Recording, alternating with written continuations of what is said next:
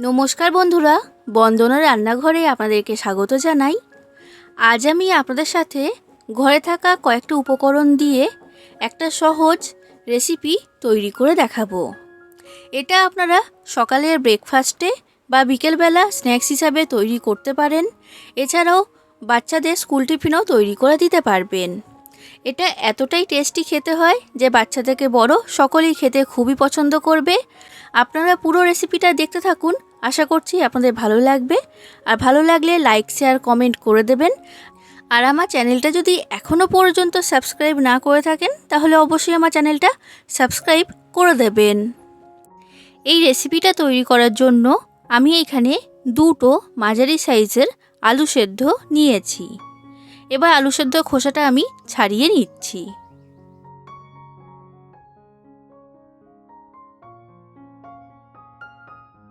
সব আলু সেদ্ধর খোসা ছাড়ানো হয়ে গেছে। এবার একটা গ্রেটারের সাহায্যে আলু সেদ্ধটাকে আমি গ্রেট করে নিচ্ছি।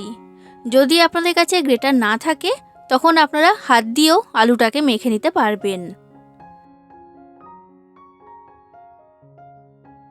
তো দেখুন বন্ধুরা, আলুটা আমার গ্রেট করা হয়ে গেছে। এবার গ্যাসের মধ্যে একটা কড়া গরম হতে বসিয়ে দিয়েছিলাম। এবার কড়াতে দিয়ে দিচ্ছি 2 চামচ সাদা তেল। তেলটা খুব বেশি দেওয়ার দরকার নেই, অল্প করেই দিতে হবে। এবার তেলটাকেও ভালো করে গরম করে নিয়েছি। এবার দিয়ে দিচ্ছি একটা বড় সাইজের পেঁয়াজ কুচি আর 4টে কাঁচা লঙ্কা কুচি। এবার মিডিয়াম থেকে হাই ফ্লেমে রেখে পেঁয়াজ আর কাঁচা লঙ্কাটাকে আমি ভেজে নেব প্রায় 1 মিনিটের মতো। এখানে পেঁয়াজটাকে খুব বেশি লাল করে ভাজলে হবে না, হালকা লাল করে ভেজে নিতে হবে। তো 1 মিনিটের মতো নাড়াচাড়া করে পেঁয়াজটাকে ভেজে নিয়েছি। এবার দিয়ে দিচ্ছি ক্যাপসিকাম কুচি। এখানে একটা ক্যাপসিকামের অর্ধেকটা দিয়েছি। আর এরপর দিচ্ছি 2টো টমেটো কুচি আর ছোটো চামচের 1 চামচ আদা রসুন বাটা। এবার এই সব কিছুকে আমি গ্যাসের ফ্লেমটা মিডিয়াম ফ্লেমে রেখে ভেজে নেব। এখানে সবজিগুলোকে ভেজে খুব বেশি নরম করে ফেললে হবে না, হালকা করে ভেজে নিতে হবে। দেখুন বন্ধুরা, এগুলো আমার সব ভাজা হয়ে গেছে আর এই আদা রসুনের কাঁচা গন্ধটাও চলে গেছে। এবার দিয়ে দিচ্ছি মশলা। তো সবার প্রথমে দিলাম সামান্য পরিমাণ হলুদের গুঁড়ো। এবার দিচ্ছি লঙ্কার গুঁড়ো, 1/2 চামচ লঙ্কার গুঁড়ো আমি দিয়েছি। তবে আপনারা যতটা ঝাল খেতে পছন্দ করেন সেই অনুযায়ী দিয়ে দেবেন। 1/2 চামচ ধনে গুঁড়ো এর মধ্যে দিয়ে দিলাম। এরপর দিচ্ছি 1 চামচ চাট মশলা। চাট মশলা দেওয়ার কারণে এর টেস্ট খুবই ভালো হবে। আর এরপর দিয়ে দিচ্ছি স্বাদ অনুযায়ী লবণ আর স্বাদ অনুযায়ী চিনি। এবার সব মশলাগুলোকে ভালো করে আমি মিশিয়ে নিচ্ছি। আর এই সময় কিন্তু গ্যাসের ফ্লেমটা লো ফ্লেমে রেখেছি। মশলাটা ভালো করে মেশানো হয়ে গেছে। এবার আলু সেদ্ধটা আমি কড়ার মধ্যে দিয়ে দিচ্ছি। সব আলু সেদ্ধ কড়ার মধ্যে দিয়ে দিয়েছি। এবার আলু সেদ্ধটাকে মশলার সাথে ভালো করে কষিয়ে নেব। গ্যাসের ফ্লেমটা মিডিয়াম ফ্লেমে রেখে আলু সেদ্ধটাকে কষাতে হবে। আলুটাকে আমি ভালো করে মশলার সাথে কষিয়ে নিয়েছি প্রায় 3 মিনিটের মতো। এবার এর মধ্যে দিয়ে দিচ্ছি সামান্য পরিমাণ শাহি গরম মশলা আর এরপর দিলাম ধনেপাতা কুচি। এবার গরম মশলা আর ধনেপাতাটাকেও ভালো করে এর সাথে মিশিয়ে নিচ্ছি। তো দেখুন বন্ধুরা, প্রায় 2 মিনিটের মতো এটাকে কষিয়ে নিয়েছি। আলুর পুর আমার এখন তৈরি হয়ে গেছে। এবার কড়ার মধ্যে থেকে এটাকে আমি তুলে নিলাম। এখন এটা আমি রেখে দিচ্ছি ঠান্ডা হবার জন্য। ঠান্ডা হয়ে যাক, তারপর আমি আপনাদেরকে দেখাবো। এরপর দেখুন বন্ধুরা, আমি এখানে নিয়েছি 2 কাপ আটা। রুটি তৈরি করার সময় যে আটা ব্যবহার করি সেই আটাই কিন্তু আমি এখানে নিয়েছি। এবার আটার মধ্যে দিয়ে দিচ্ছি স্বাদ অনুযায়ী লবণ আর এরপর দিচ্ছি 1/2 চামচের মতো জোয়ান। জোয়ান দিলে খেতে ভালো লাগে আর জোয়ান হজমে সাহায্য করে, তো সেই কারণে জোয়ানটা আমি এখানে ব্যবহার করেছি। আর এরপর দিয়ে দিচ্ছি ছোটো চামচের 1/2 চামচের মতো কালো জিরে। এবার এই সব কিছুকে আমি আটার সাথে ভালো করে মিশিয়ে নিচ্ছি। এটা মেশানো হয়ে গেছে।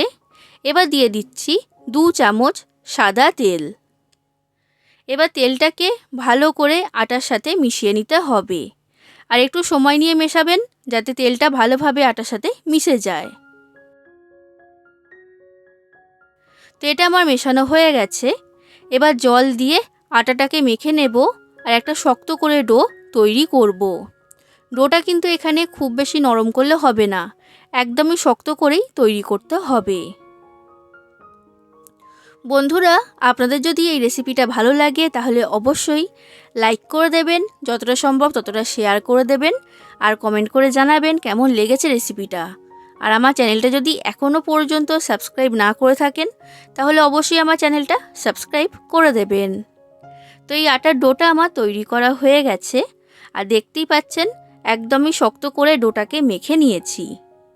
এবার এই ডোটাকে আমি ঢাকা দিয়ে রেস্টে রেখে দিচ্ছি 5 মিনিটের জন্য।